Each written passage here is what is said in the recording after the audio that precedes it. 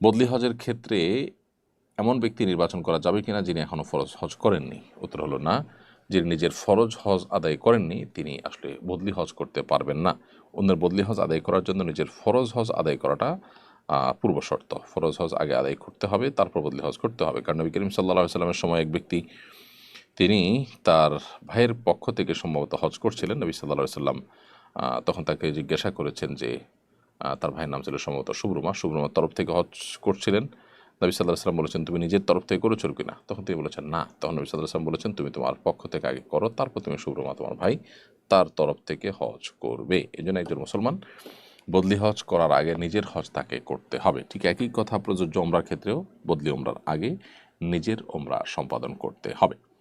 MD আলামিন ইসলাম আপনি লিখেছেন, পাতানো বোনের সাথে সম্পর্ক ছিন্ন করলে কি আত্মীয়তা ছিন্ন করার গুনাহ হবে? না, পাতানো বোন পাতানোটাই তো জায়েজ নয়। পাতানো বোন পাতানোর মধ্য দিয়ে পর্দার বিধান যেমন লঙ্ঘন হয়, শরিয়ার পর্দা সংশ্লিষ্ট আর অনেক বেশি বিষয় আছে যে বিষয়গুলো লঙ্ঘন হয়, যার কারণে এরকম তথাকথিত পাতানো বোনের এই কনসেপ্টটাই ইসলামী শরীয়তের দৃষ্টিকোণ থেকে নাজায়েজ।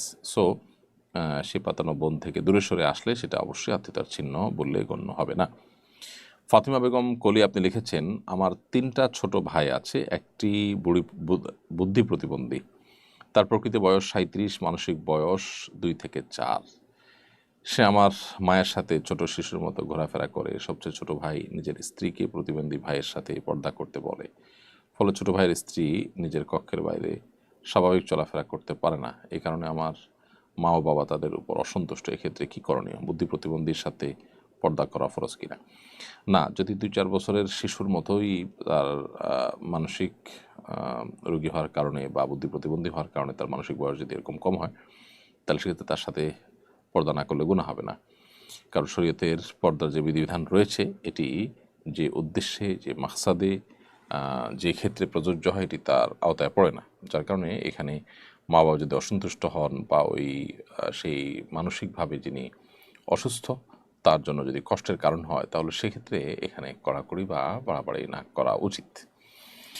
এমনি জুয়েল রাজ আপনি লিখেছেন, স্বামী মারা গেলে নাকের ফুল পরে থাকা যাবে কিনা? হ্যাঁ, অবশ্যই থাকতে পারবেন। স্বামী মারা গেলে নাকের ফুল থাকাটা সমস্যা নয়, বরং নাকের ফুল খুলে ফেললে, নাকের ফুল বা নর্মাল যে কানের দুল আছে এগুলো যদি খালি থাকে তাহলে অনেক সময় সেই ছিদ্র মধ্যে পানি পৌঁছানো কঠিন হয়। আর সাধারণ অবস্থাতে এগুলো থাকলে একটু নাড়াচাড়া দেওয়া যায়। অর্থাৎ হালকা যেগুলো না হলে ওই ছিদ্রে ফরজ গোসলের পানি ইত্যাদি পৌঁছানো সম্ভব হয় না বা অজুর পানি পৌঁছানো সম্ভব হয় না, সেটার প্রয়োজনে এগুলো থাকতে পারে। এমনিতে অলংকার পরা নিষেধ।